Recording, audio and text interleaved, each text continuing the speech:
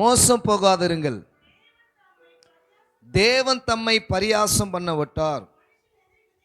மனுஷன் எதை விதைக்கிறானோ அதையே அறுப்பான்.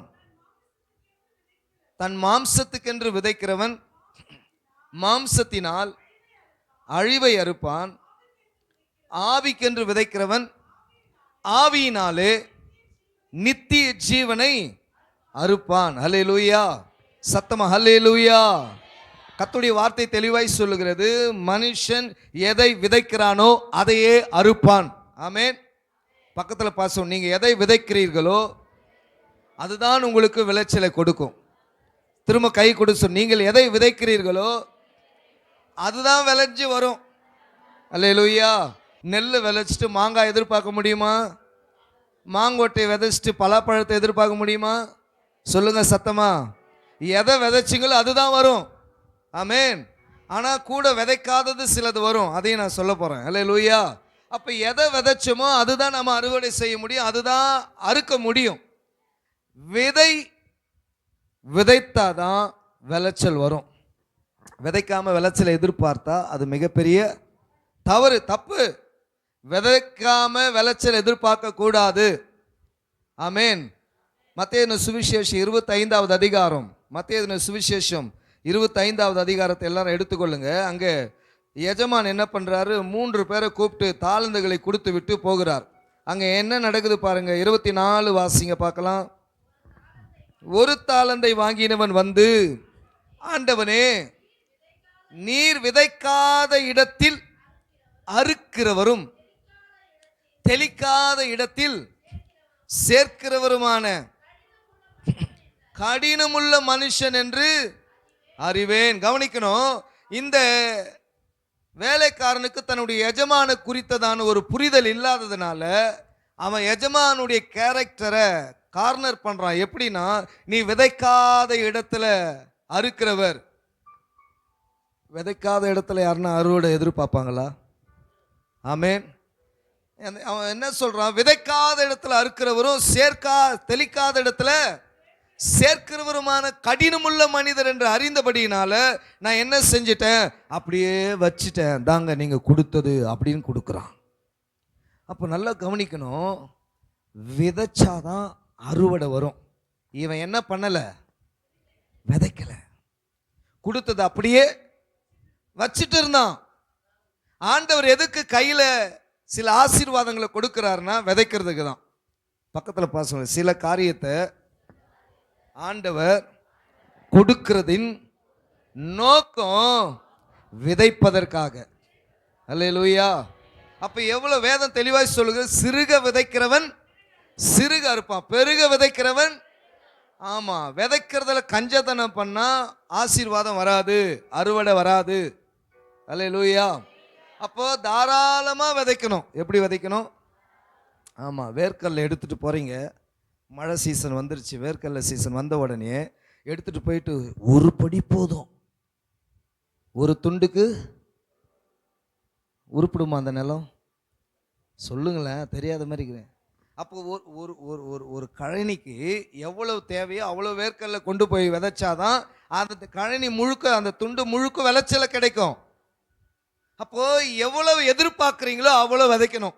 பக்கத்துல சொல்லுங்க, எவ்வளவு எதிர்பார்க்கிறீர்களோ அவ்வளவு விதைக்கணும். அல்லேலூயா. ஆமென். அதுக்காக தான் கர்த்தர் விதையை கையில கொடுக்கிறார். ஆமென். பக்கத்துல உங்க கையில கர்த்தர் விதையை வச்சிருக்கிறார், உங்க கையில கர்த்தர் விதையை கொடுத்திருக்கிறார். அல்லேலூயா. அப்ப விதைக்க சொல்றாரு. அப்ப விதைச்சாதான் அறுவடை. அறுவடை எதிர்பார்க்குறீங்கன்னா நீங்க கட்டாயம் விதைச்சிருக்கணும். ஆமென். விதைப்பு இல்லாமல் அறுவடை இல்லை, விதைக்காம விளைச்சலும் கிடையாது. கவனிங்க, அதனால தான் ஆண்டவருடைய வார்த்தை தெளிவாய் சொல்லுகிறது.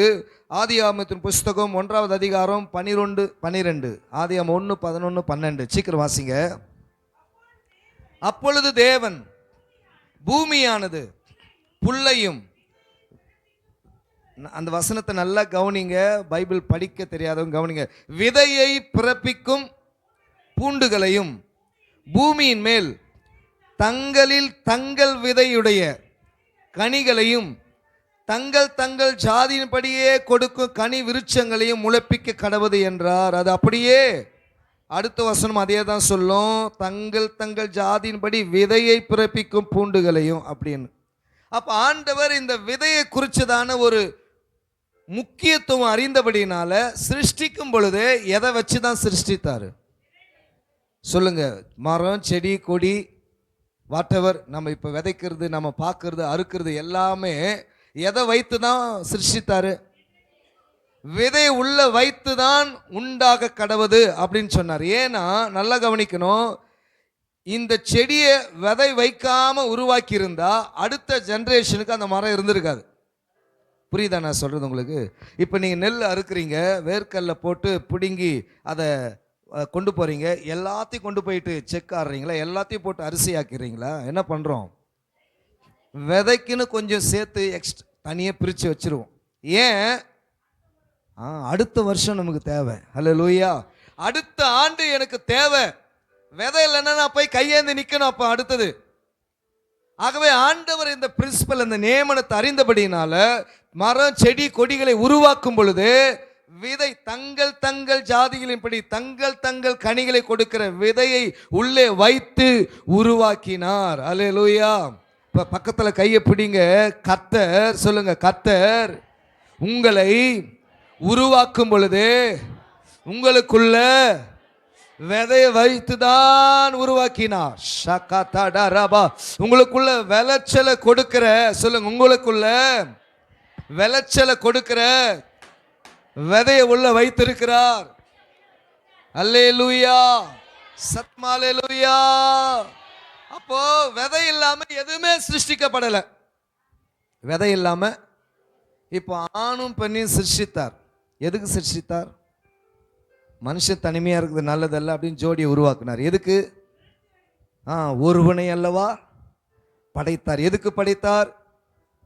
பக்தியுள்ள, பைபிள் பச்சையும் சொல்லுங்க, பக்தியுள்ள சந்ததியை அப்போ இணைக்கும் பொழுதே ஒரு திட்டம் உள்ள வச்சிருக்கிறார். பக்தியுள்ள சந்ததி எப்படி உருவாகும்? உள்ளுக்குள்ள வித்தை வச்சிருக்கிறாரு. ஹல்லேலூயா. அப்போ ப்ரொடியூஸ் பண்றது தான் ஆண்டவருடைய கிரியேஷன்ல மிகப்பெரிய ஒரு திட்டம். அது அடுத்து அடுத்து அடுத்து அடுத்து அது ப்ரொடியூஸ் பண்ண, விளைச்சலை கொடுத்துட்டே இருக்கணும். மனுஷனாக இருக்கட்டும், மரம், செடி, கொடியாக இருக்கட்டும், மிருகங்களாக இருக்கட்டும், ஆண்டவருடைய படைப்பில் ஒரு விசேஷமானது என்னன்னா அடுத்து அடுத்து பிறப்பிக்க கூடியது. அடுத்து அடுத்து பிறப்பிக்க கூடியது. ஆகவே தான் இஸ்ரவேல் ஜனங்களுக்கு சொன்னார், இஸ்ரவேலுக்குள்ள, ஆமென், எபிரேய கூட்டத்துக்குள்ள, என் ஜனத்துக்குள்ள ஒன்றும் மலடா இருப்பதில்லை ஆண்டவர் சொல்லி இருக்கிறார். இதை நீங்க விசுவாசிக்கிறீங்களா? ஹல்லேலூயா.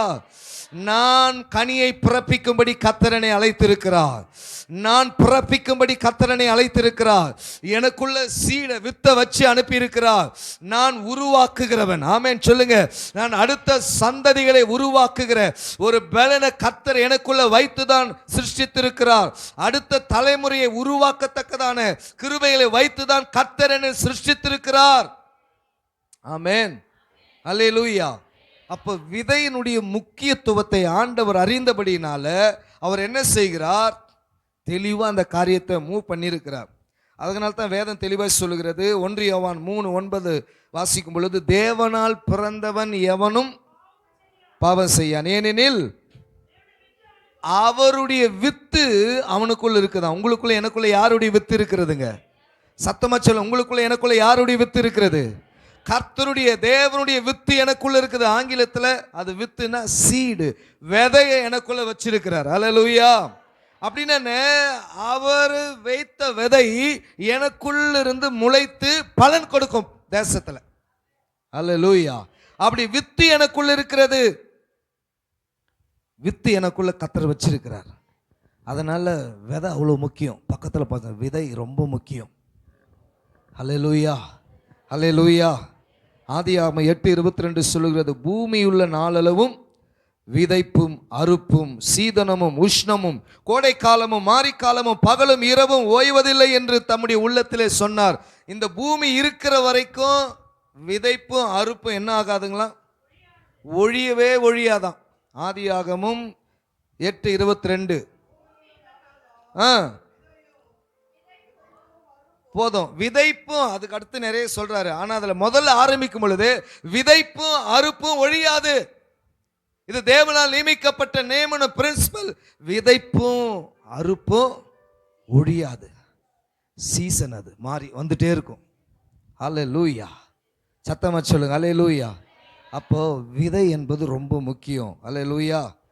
அதனால தான் ஆதியாகமம் 47:19 வாசிக்கும் பொழுது யோசேப்பின் இடத்துல போயிட்டு ஜனங்க கேட்குறாங்க, அவன் தமிழ் எல்லாரும், எங்களுக்கு விதையை கொடுங்க, ஏன்னா எங்கள் நிலம் பாழாய் போயிடக்கூடாது. என்ன ஆகிடக்கூடாது? அது பின்பகுதியை நான் வாசிக்கிறேன். நாங்கள் சாகாமல் உயிர் 47:19 ஆதியாகமம். நாங்கள் சாகாமல்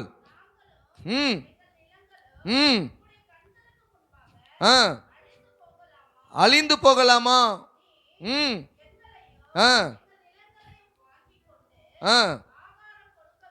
கொடுக்க வேண்டும். நல்ல கவனி அந்த பின்பகுதி. நாங்களும் எங்கள் நிலங்களும் பார்வோனுக்கு ஆதீனமாயிருப்போம். நாங்கள் சாகாமல் உயிரோடு இருக்கவும். அந்த வார்த்தை ரொம்ப முக்கியம். அதை கோடு போட்டுங்க. நிலங்கள் பாழாய் போகாதபடிக்கு எங்களுக்கு விதை தானியத்தை கொடுங்க. அப்படின்னா என்ன சொல்ல வராங்க? எந்த நிலம் விதைக்கப்படாம இருக்குதோ அந்த நிலம் கூடிய சீக்கிரம் பாழாய் போயிடும். அல்லேலூயா. உங்களுக்கு நல்லா தெரியும், சில உங்க நிலம் இருக்குதுன்னா ஒரு வருஷம் அதில் வெள்ளாம பண்ணாம விட்டு பாருங்க, அடுத்த ஒரு வருஷம் கழிச்சு அந்த நிலம் எப்படி இருக்கும்? முள்ளு முளைச்சிருக்கும். அதை சுத்தம் பண்றதுக்கு ரொம்ப வேலை வாங்கும். அல்லேலூயா. ஒரு 2-3 வருடம் அந்த நிலத்தை அப்படியே விட்டுடுங்க, அடுத்து நிலம் பாழா போயிடும், கடினப்பட்டுடும். அதை சுத்தம் பண்றதுக்கு, அதை சீர்படுத்துறதுக்கு மெனக்கெடணும், செலவு அதிகமாகும். ஆகவேதான் அந்த ஜனங்கள் சொல்றாங்க, எங்களுக்கு விதை தானியத்தை கொடுங்க, ஏன்னா எங்கள் நிலம் பாழாய் போயிடக்கூடாது, நாங்களும் செத்துடக்கூடாது, எங்க நிலம் பாழாய் போயிடக்கூடாது. ஆண்டவர் தெளிவா இன்னைக்கு சொல்றாரு, இங்க சில பேருடைய நிலம் ஏற்கனவே பாழாய் போயிடுச்சு. ஏன்னா விதை உள்ள விதைக்கப்படாமலே இருக்கிறது. சில நிலங்கள் உள்ளே விதையை உள்வாங்காமல் இருக்கிறது. மத்தேயு சுவிசேஷம் 13வது அதிகாரத்தில் ஆண்டவர் தெளிவாய் சொல்லுகிறார் 4 நிலங்களை குறித்து. ஒன்று வழி அருகே விழுந்த நிலம், 2வது கற்பாறை மண்ணு நிறைந்த இடத்துல விழுந்த நிலம், 3வது முள்ளில் இடத்துல விழுந்த இடம், 4வது நல்ல நிலத்துல விழுந்த இடம். நிறைய பேர் தங்களுக்குள்ளே விதைக்கப்பட அனுமதிப்பது கிடையாது. நிறைய கர்த்தருடைய பிள்ளைகள் கர்த்தருடைய வார்த்தை உள்ள விதைக்கப்படுறதுக்கு அனுமதிக்காததுனால நிறைய கர்த்தருடைய பிள்ளைகள் வாழ்க்கை பாழ்நிலமா இருக்குது. பாழ்நிலமா இருக்குது. காஞ்சோரி செடிகள் வளர்ந்திருக்கிறது, முள்ளு வளர்ந்திருக்கிறது. சில நபர்கள்லாம் பாருங்க, அவங்கள டீல் பண்றது ரொம்ப கடினமா இருக்கும். ஊழியக்காரங்க எதனா கேட்டும் பொழுது, ஊழியக்காரர் எதனா பேசும் பொழுது உடனே சீரும், உடனே குத்தும். அது உள்ளவே நடக்க முடியாது. அப்படின்னா அந்த லேண்டுக்குள்ள காலே வைக்க முடியாது. சில விசுவாசிகள் தங்களுக்குள்ள ஊழியக்காரர்கள் வருவதற்கு, அவங்க ஆலோசனை உள்ளே நுழைவதற்கு இடம் கொடுக்க மாட்டாங்க. அப்படிப்பட்ட நிலம் விதைக்கப்படாத நிலம். அல்லேலூயா. விதைக்கப்படாத நிலம். அந்த நிலம் சீக்கிரத்தில் ஒன்றுத்துக்கும் பிரயோஜனப்படாம அது பாழாய் போயிடும். ஆண்டவர் இன்றைக்கு அன்போடு கூட சொல்லுகிறார், உங்களுக்குள்ளே கர்த்தருடைய வார்த்தை விதைக்கப்பட விட்டு கொடுங்க. உங்களுக்குள்ளே கர்த்தருடைய வார்த்தை விதைக்கப்பட விட்டு கொடுங்க. எந்த அளவுக்கு நீங்க ஆண்டவருடைய வார்த்தை உங்களுக்குள்ளே உங்க நல்ல நிலமாகிய இருதயத்தில் விதைக்கப்பட ஒப்பு கொடுக்க விட்டு கொடுக்க அந்த நிலம் ஆசீர்வாதம் பெற்றுக்கொண்டே இருக்கும். ஆசீர்வாதம் பெற்றுக்கொண்டே இருக்கும். அல்லேலூயா. சத்தமா சொல்லுங்க அல்லேலூயா. அப்போ விதைக்கப்படாத நிலம் சீக்கிரத்தில் என்னவா மாறிடும்? பாழாய் போயிடும். அல்லேலூயா. நீங்க எப்பெல்லாம் கர்த்தருடைய வார்த்தையை புறக்கணிக்கிறீங்களோ, கர்த்தருடைய வார்த்தையை எதிர்த்து நிற்கிறீங்களோ, கர்த்தருடைய ஆலோசனைக்கு எதிர்த்து நிற்கிறீங்களோ, கர்த்தருடைய வார்த்தைகளுக்கு நீங்க கீழ்ப்படியாம போகிறோமோ, அப்பொழுதெல்லாம் என்ன சொல்ல வருகிறோம்? எனக்குள்ள விதை வேண்டாம், நான் இப்படியே இருந்துட்டு போயிடுறேன். டேஞ்சர், ஆபத்து, ரொம்ப ஆபத்து. அல்லேலூயா. அல்லேலூயா. ரொம்ப ஆபத்து. அதனால விதைக்கப்படுறதுக்கு ஒப்பு கொடுங்க. ஹல்லேலூயா. சத்தமா தான் சொல்லுமா ஹல்லேலூயா. விதைக்கப்படுறதுக்கு ஒப்பு கொடுங்க. ஆமென். ஹல்லேலூயா. கண்மலையே கண்மலையே கண்மலையே கண்மலையே உமக்கே ஆராதனை உமக்கே ஆராதனை. சொல்லுங்க எல்லாருமா, உமக்கே ஆராதனை உமக்கே ஆராதனை. கண்மலையே கண்மலையே, கை உயர்த்தி, கண்மலையே கண்மலையே உமக்கே ஆராதனை உமக்கே சத்தம் உயர்த்தி சொல்லுங்க, உமக்கே ஆராதனை உமக்கே ஆராதனை. என்னை ஜெனிப்பித்தவரும் நீதானே, பெற்றெடுத்தவரும் நீதானே, எனக்கு பேரு வச்சவரும் நீதானே, என்னை வளர்த்தவரும் நீதானே, ஜெனிப்பித்தவரும் நீதானே, என்னை பெற்றெடுத்தவரும், எனக்கு பேரு வச்சவரும் நீதானே, என்னை பெற்றும் நீதானே. கண்மலையே ஷகதல ரப கடரபா ரபகதரஷே, ஓ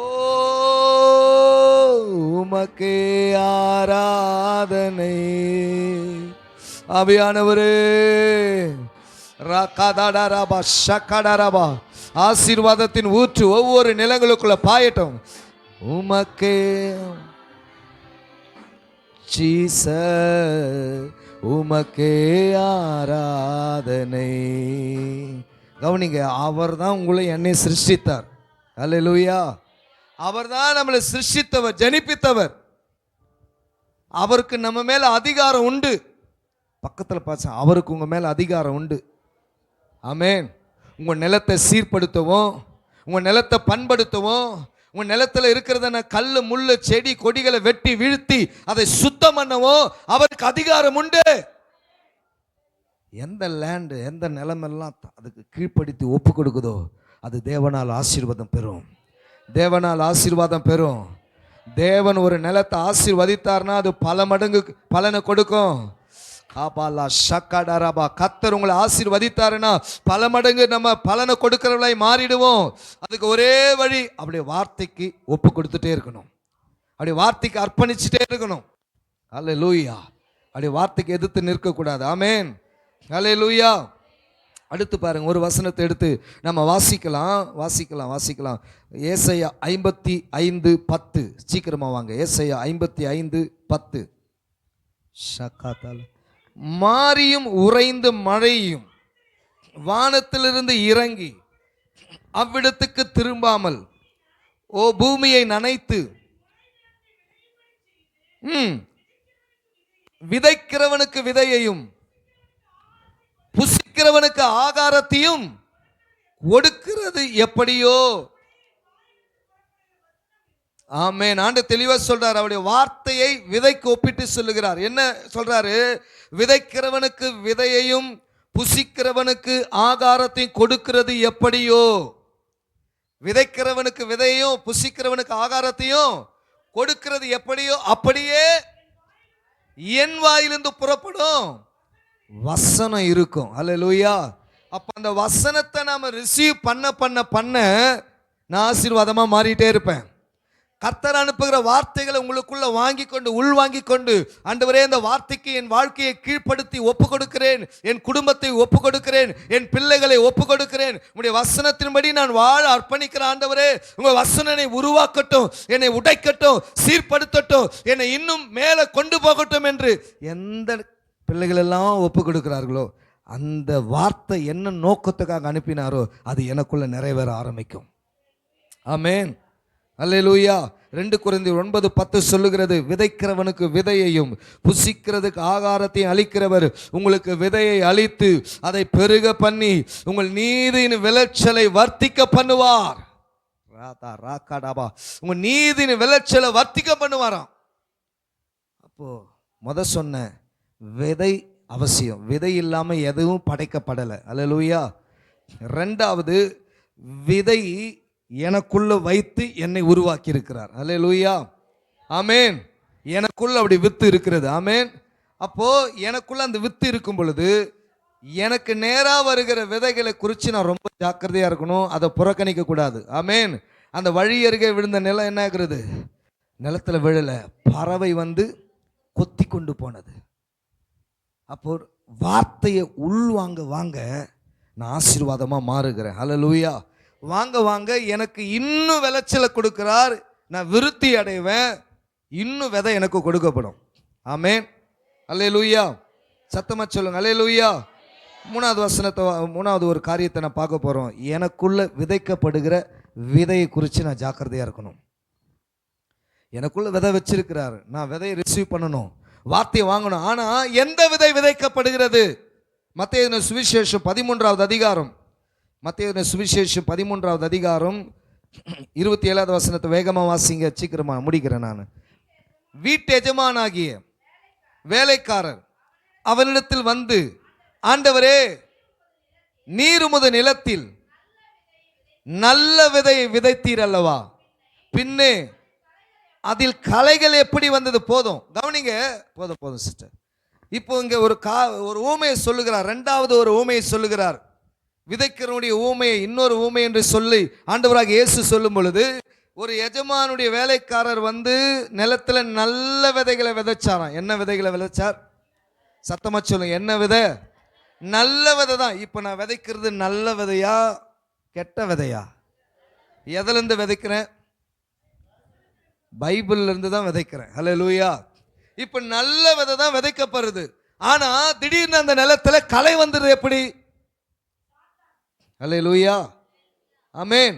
அப்போ களை எப்படி வந்துச்சு? வேலைக்காரன் வந்து கேட்கிறான், ஆண்டவனே, நல்ல விதை விதைத்தீர் அல்லவா, பின்னை அதில் களைகள் எப்படி உண்டானது? அல்லேலூயா. 24:25 வாசிங்க. 24:25 சீக்கிரம் வாங்க. மத்தேயு 13:24-25 வேறொரு ஊமையை சொன்னார்.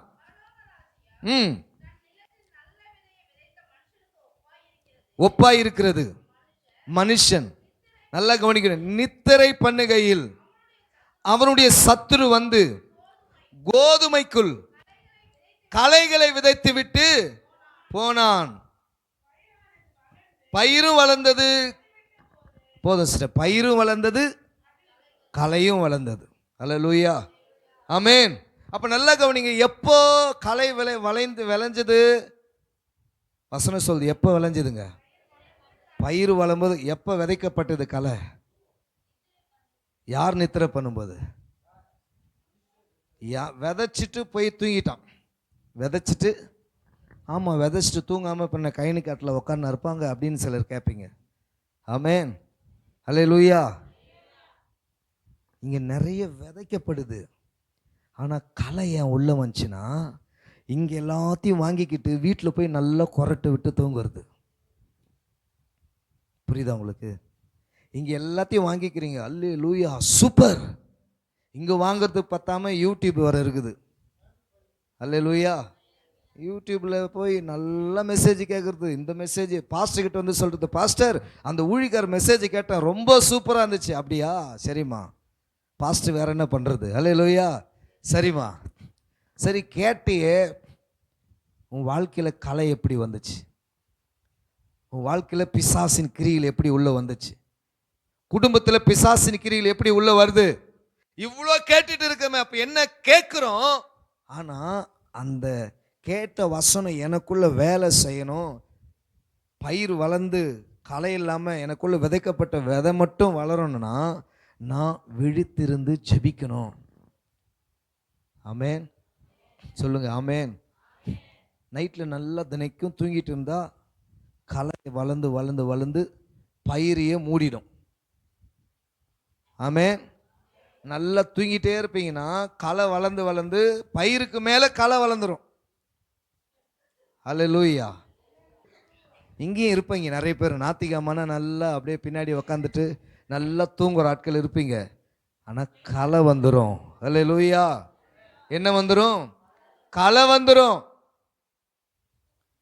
விதைக்க உள்ள வாங்குறத விட அந்த விதையை பாதுகாக்கிறது ரொம்ப முக்கியம்.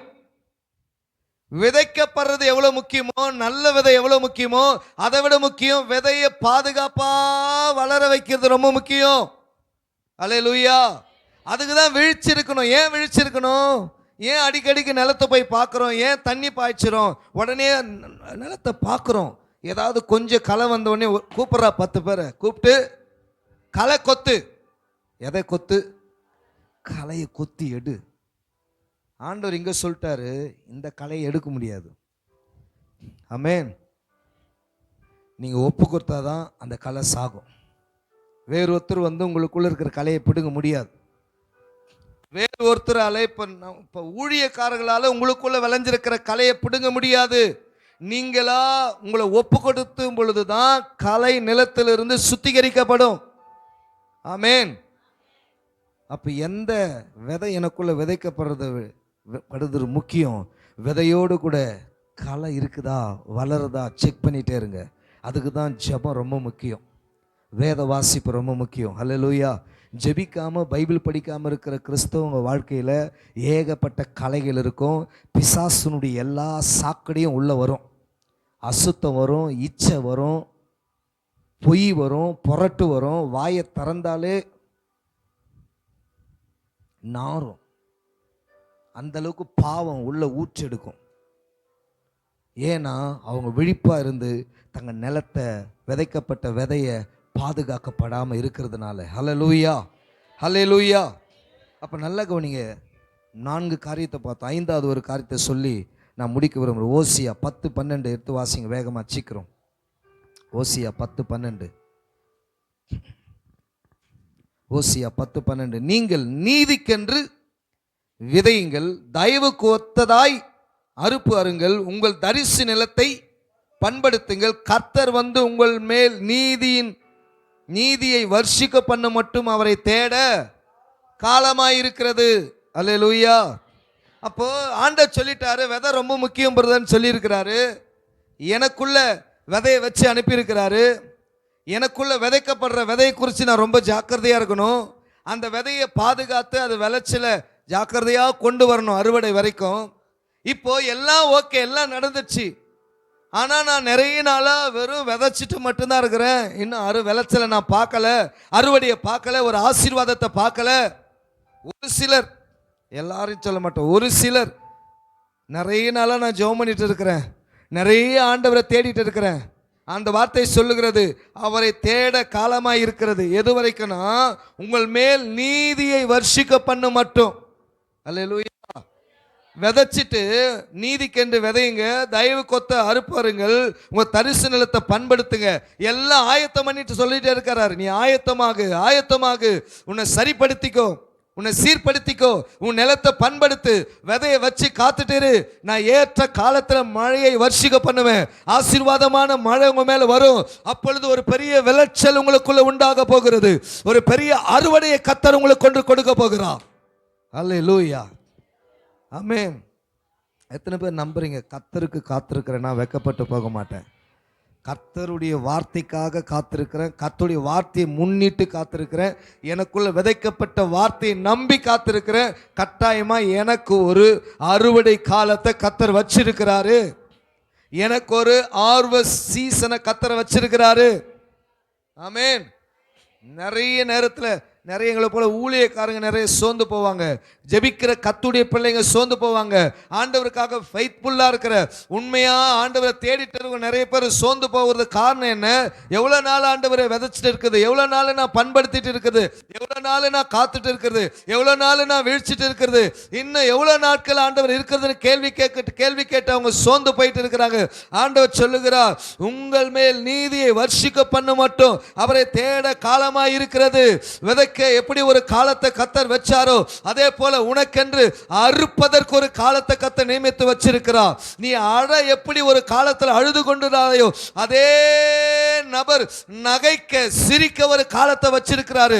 நீ எவ்வளவு நாள் துக்கமா இருந்தாயோ அதே போல ஒரு சீசன் உனக்காக வைத்திருக்கிறார். நீ சந்தோஷப்பட்டு களி கூற ஒரு சீசனை வச்சிருக்கிறார். ஆமென். விதைச்சிட்டே இருக்கிறனே, எவ்வளவு நாள் காத்துட்டு இருக்குது. சோர்ந்து போகாதீங்க. பக்கத்துல கைப்பிடி, சோர்ந்து போகாதீங்க, சோர்ந்து போகாதீங்க. ஹல்லேலூயா. ரகா ஷகா தடரபா. சோர்ந்து போகாதீங்க. எல்லாரும் கையை உயர்த்தி சொல்லுங்க, எனக்கு கர்த்தர் ரகாதோ ஷகா ஒரு அறுவடை வைத்திருக்கிறார். சொல்லுங்க, எனக்கு கர்த்தர் ஒரு அறுவடையின் காலத்தை வைத்திருக்கிறார். ரபா காதா ஷகா ரபா. ஏற்ற காலத்தில் நான் அறுக்க போகிறேன், ஏற்ற காலத்தில் நான் அறுக்க போகிறேன். ஒரு பெரிய அறுவடை சீசனை, ஒரு அறுவடையின் காலத்தை விதைத்து காத்து கொண்டிருக்கிற உனக்கு, விதைத்து காத்து கொண்டிருக்கிற உனக்கு வேதம் தெளிவாய் சொல்லுகிறது, அவர் முன்மாரியையும் பின்மாரியையும் உங்கள் மேல் வர்ஷிக்க பண்ணுவார். முன்மாரியையும் பின்மாரியும் உங்கள் மேல் அனுப்பி ராக்கா தடா ரபா கடா, எதெல்லாம் பட்சித்து பட்டதோ, எதெல்லாம் இழந்தீங்களோ, எந்த ஆசீர்வாதம் எல்லாம் உங்களை விட்டு விலையேறினதோ அதையெல்லாம் திருப்பி கொடுக்கிற காலம், திருப்பி அனுப்புகிற காலம் 2 மடங்கு. அது போனது மட்டும் கிடையாது, 2 மடங்கு திருப்பி கொடுக்கிற ஆண்டவரை நான் ஆராதிக்கிறபடியா, அப்படிப்பட்ட தெய்வத்தை நான் துதிக்கிறபடியா நான் ஒரு நாளும் சோர்ந்து போக மாட்டேன். கமான், கையை தட்டி ஜீசஸ் ஷகதரா பகதரா ரேகபாலா ஷேகரே ரே. எஸ், ஹல்லேலூயா, ஹல்லேலூயா. எனக்கு ஒரு அறுவடை காலத்தை கர்த்தர் வச்சிருக்கிறார். இப்போ நீங்கள் பார்த்த அறுவடை ஒன்றும் கிடையாதுங்க. இப்போ நீங்கள் பார்த்துட்டு இருக்கிற ஆசீர்வாதம் இல்லை. இப்போ நம்ம பார்க்கறதுக்கு இருக்கிறது இது கிடையாது. இதில் நீங்கள் திருப்தி அடைந்தீங்கன்னா மிகப்பெரிய அறுவடையை மிஸ் பண்ணிடுவீங்க. ஹல்லேலூயா, ஹல்லேலூயா. ஒரு பெரிய ஆசீர்வாதத்தை கர்த்தர் வச்சிருக்கிறார். ஆமென், ஆமென். நல்லா புரிஞ்சுக்கணும், எனக்கு ஒரு அறுவடையின் காலத்தை கர்த்தர் வச்சிருக்கிறார். ஒரு அறுப்பு காலம் எனக்காக நியமிக்கப்பட்டிருக்கிறது. ஆமென், ஹல்லேலூயா. விதைக்கும் போது கஷ்டப்பட்டேன், விதைக்கும் போது வேதனைப்பட்டேன். ஆமென். என் கையில் எனக்குன்னு கொஞ்சம் இருக்குதே. ஹல்லேலூயா. நான் ஒரு காரியத்தை தெளிவாக சொல்கிறேன், ஒரு காரியத்தை தைரியமாக சொல்கிறேன், தெளிவாக சொல்கிறேன். உங்கள் கையில் இருக்கிற கொஞ்சம் விதையை விதைக்கிறதுக்கு பால் மாறிட்டு அதை இழுக்காதீங்க. நான் திரும்ப சொல்கிறேன், உங்கள் கையில் இருக்கிற கொஞ்சம் தான் இருக்குது, அதை நான் விதைச்சிட்டா என்ன பண்ணுவேன்? விதைக்குன்னு வைக்கப்பட்டது விதைக்கப்பட்டு தான் தீரணும். அதுக்கு தான் கர்த்தர் உங்கள் கையில் கொடு. ஏன்னா உங்கள் கையில் இருக்கிற கொஞ்சத்தை நீங்கள் விதைச்சிங்கன்னா தான் திரளானது அறுக்க முடியும். அல்லேலூயா. அந்த கொஞ்சத்தை வச்சுட்டு நான் நாளைக்கு இதை சாப்பிட்டு முடிச்சிருவேனே, ஒரு வாரம் இதை தள்ளுமே அப்படின்னு நினச்சிங்கன்னா 1 வருஷத்துக்கு உண்டான விளைச்சலை மிஸ் பண்ணுறீங்கன்னு அர்த்தம். நான் திரும்ப சொல்கிறேன், ஒரு படி தானியத்தை வைத்து நீங்கள் 2-3 நாள் தள்ளலாம்.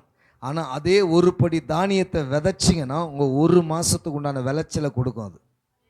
நான் திரும்ப சொல்கிறேன், ஒரு படி தானியத்தை வைத்து ஒரு 3 நாள் வாழ்க்கையை ஓட்டலாம்.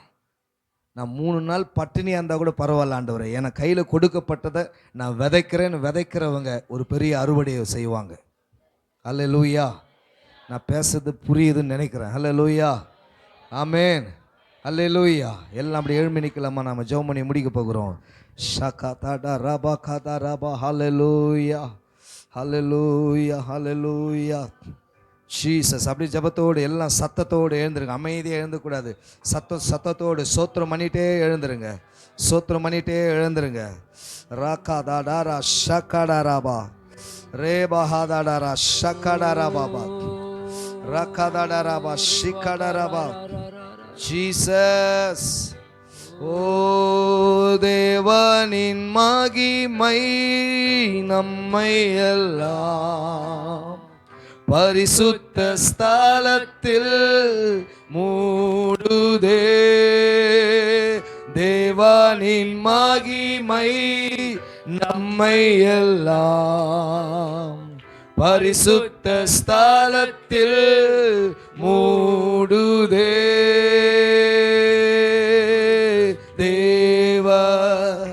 பிரசன்னமே இறங்கியே வந்திடுதே.